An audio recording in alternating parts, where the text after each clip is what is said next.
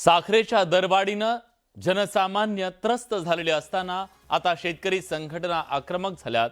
साखरेच्या भाववाढीचा शेतकऱ्याला कोणताही फायदा झालेला नसून मोठ्या प्रमाणात साखरेची साठेबाजी झाल्याचा आरोप शेतकरी संघटनांकडून केला जातो। तुकाराम मुंढेंसारख्या अधिकाऱ्याला साखर आयुक्त केल्यास साखरेचे साठे बाहेर येतील अशी आक्रमक भूमिका आज पंढरपूरमधल्या झालेल्या सगळ्या शेतकरी संघटनांच्या प्रतिनिधींच्या बैठकीत घेण्यात आली। केंद्राच्या साखर आयात धोरणाला शेतकऱ्यांनी विरोध केला असून साखर आयात केल्यास आंदोलनाचा इशारा देण्यात आला। 1 नोव्हेंबर ते 30 सप्टेंबर पर्यंत आपल्या देशामध्ये सरकारने साखर विक्री करण्यासाठी 247 लाख टनाचा कोटा दिला। म्हणजे आणि 30 ऑगस्ट पर्यंत हा साठा 83 लाख टन होता। अन्न नागरी पुरवठा मंत्रालयाच्या दाव्यानुसार सप्टेंबर अखेर हा साठा 35 लाख टन आहे।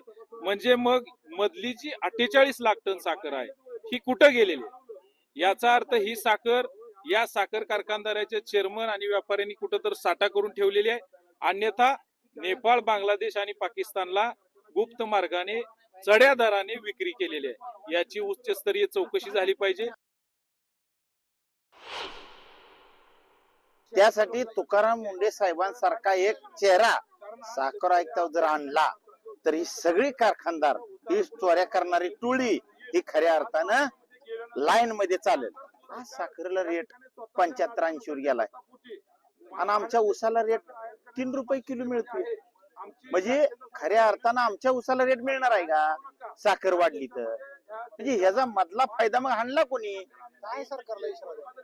या सरकारनं आयात निर्यातीवर धोरण राबवलं पाहिजे। आज साखरची त्यांनी आयात करायला निर्णय घेतलाय, ह्याला कडाडून आम्ही या मीटिंग मध्ये विरोध केलेला आहे। जर यांनी साखर आयात केली तर या राज्यामध्ये मोठं आंदोलन आम्ही उभा करणार आहे। साखरेचे दर वाढल्यानं शिर्डीत प्रसादाचे दर वाढण्याची शक्यता आहे। साई मंदिर परिसरात जवळपास 600हून अधिक प्रसाद विक्रेते व्यावसायिक आहेत आणि प्रसादाचा पुरवठा करणाऱ्यांकडून जवळपास 30% दरवाढ करण्यात आल्यानं विक्रेते अडचणीत सापडले। सध्या शिर्डी नगरपंचायतनं ठरवलेल्या दरानुसार विक्री सुरू असली तरी लवकरच दरवाढ केली जाणार आहे। साखरचे भाव वाढणं, खाद्यतेलांचे भाव वाढणे, हे सगळे भाव वाढल्यामुळं जे उत्पादन करणारे उत्पादक आहेत त्यांनी किमतीत 30% वाढ केलेली आहे आणि ती 30% वाढ आमच्या नाकाशी आलेली आहेत। आणि कोणताही व्यापारी म्हटलं का तो 10% मार्जिननी व्यापार करतो, परंतु आता आम्हाला असं झालंय का आमचा व्यापारच 20% तोट्यावर चाललाय।